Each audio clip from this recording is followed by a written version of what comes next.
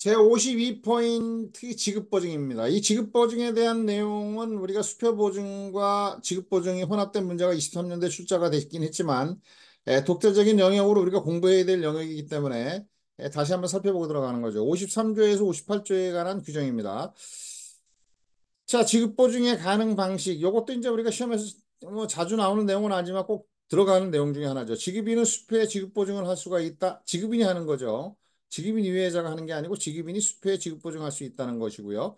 지급보증은 수표의 앞면에 해야 되는 거죠. 뒷면에 하면 안 되는 겁니다. 무효입니다. 앞면에만 지급보증 또는 그 밖에 지급을 하겠다는 뜻을 적고 날짜를 부기하 정식 지급보증만 인정이 되고 앞면에 해야 된다. 지급인이 기명날에 서명해야 된다라고 하는 거죠. 뒷면에 한 지급보증은 무효다. 지급보증은 이 요건 가운데 하나라도 결하면 무효가 된다라고 하는 게 다수설이고요. 판례도 마찬가지입니다. 지급보증은 정식 지급보증만 인정되고 약식 지급보증은 인정되지 않기 때문이다라고 하는 거죠. 판례에서도 수표의 이면 또는 뒷면, 이면은 이제 뒷면이라고 표현을 많이 쓰죠. 최근에는. 그래서 또는 일자를 뒷면 또는 일자를 기재하지 않은 지급보증은 무효다라고 하는 게 판례 입장이고요.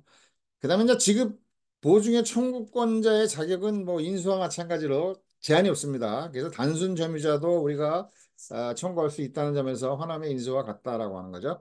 뭐 그런 것까지는 시험에 나오진 않겠지만 하여튼 뭐 알고 넘어가는 거죠. 자, 그다음에 지급보증의 요건입니다. 지급보증은 조건 없이 하여야 한다. 이런 거 시험에 자주 나오는 내용. 조건 없이 하여야 하고 지급보증에 의해서 수표의 기재를 가한 기재사항을 변경한 부분은 이를 변경하지 아니하는 것으로 본다. 변경을 한 경우는 이제 우리가 무익적 기재사항으로 하는 거죠.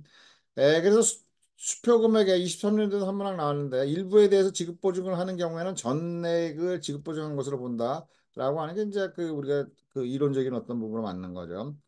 그대로 23년도에 한 문항 나왔습니다. 이거는 지급 그다음에 이제 55조입니다. 지급 보증의 효력이요. 지급 보증을 한 지급인은 제시 기간이 지나기 전에 수표를 제시한 경우에만 지급할 의무를 부담한다. 요거는 이제 우리가 지급 증권성을 확보하기 위해서 그렇다라고 이렇게 설명을 하면서도 우리가 이제 또 하나는 뭐냐면은 지급 보증인은 지급인이 이제 하고 지급 보증인은 최종적인 상한 의무자가 되는 거예요.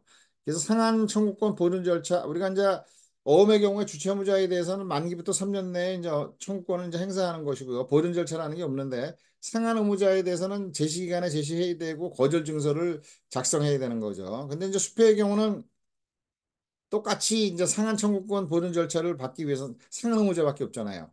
그럼 이제 지급 보증인도 상한 의무잖아요. 그래서 제시 기간에 제시를 해야 되고 이제 거절이 되면 거절 증서, 지급이나 거절 선언, 어음교환서의 거절 선언 세 가지가 있습니다. 앞서서 우리가 살펴봤죠. 그 세 가지에 의해서 이제 증명을 하고 이제 우리가 상한 청구권을 행사하는 거죠.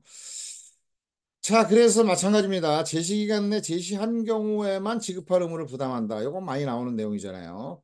그다음에 이제 39조에 따라 제시기간에 제시해야 되고 거절 증서를 작성하거나 지급이나 거절선언 또는 어음교환서의 거절선언 등으로 대체적으로 이제 수표의 경우는 지급이나 거절선언 등으로 이제 증명을 하게 되는 거죠. 증명해서 이제 상한 청구권을 행사할 수 있다. 그다음에 이제 44조, 45조의 규정은 이제 우리가 지급보증인이 상한 청구권에 해당되는 금액에 해당되는 경우는 그 금액을 책임져야 되는 거고요. 수표 금액이 아니라 재상한 청구권에 해당되는 부분은 재상한 청구권의 의무. 요건 이제 그 얘기입니다. 금액을 이제 의무를 부담한다. 자, 제시기간에 그죠. 최종적인 상한 의무자이기 때문에 상한 청구권 보존 절차를 밟아야 된다라고 하는 것이죠. 주체무자에 대한 어음의 경우는 주체무자에 대해서는 우리가 상한 청구권이 아니니까 상한 의무자가 아니니까 보존 절차라는 게 없습니다. 제시기간 내 제시해야 되고 그 기간 내 지급보증에 지급을 거절한 경우 지급거절 증서 또는 지급거절 선언 이 지급거절 선언은 두 가지가 있는 거죠. 지급인의 거절 선언과 또 뭐가 있어요? 어음교환서에다 이제 제시하는 경우도 있는데 이런 경우에 어음교환서의 거절 선언까지가 이제 우리가 증명을 할 수가 있는 세 가지가 이제 증명 방법이다. 39조에 나와 있는 거죠. 그다음에 지급보증인이 상한 금액, 제상한 금액에 대한 책임이 발생하면 그 금액을 청구할 수 있다. 지급보증인에 대해서 그 얘기고 44조, 45조는요. 자, 56조를 보겠습니다. 지급보증과 수표상의 채무자의 책임, 발행인이나 그 밖에 수표상 채무자는 지급보증으로 인해서 그 책임을 면하지 못한다. 이것도 이제 자주 나오는 내용이죠. 기억을 해둬야 되는 거고요.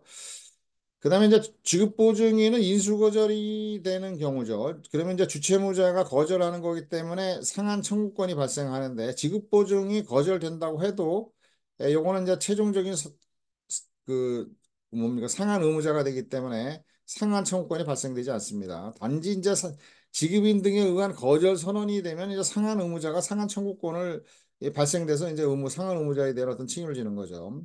발생되지 않는다. 이것도 이제 우리 같이 기억을 해두고요.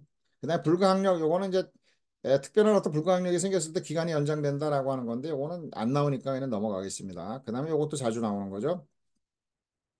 지급보증인의 의무의 시효입니다. 지급보증인은 이제 우리가 상한 청구권이나 그 재상한 청구권, 의무자에 대한 어떤 소멸시효는 6월인데 지급보증인은 최종적인 상한 의무자가 돼가지고 그 어떤 기간이 이제 길다는 얘기죠. 지급인에 대한 수표상의 청구권은 제시기간이 지난 후 이제 거절이 됐다라고 하는 거죠. 1년간 행사하지 않으면 소멸시효가 완성된다라고 하는 거죠. 요건 1년이다.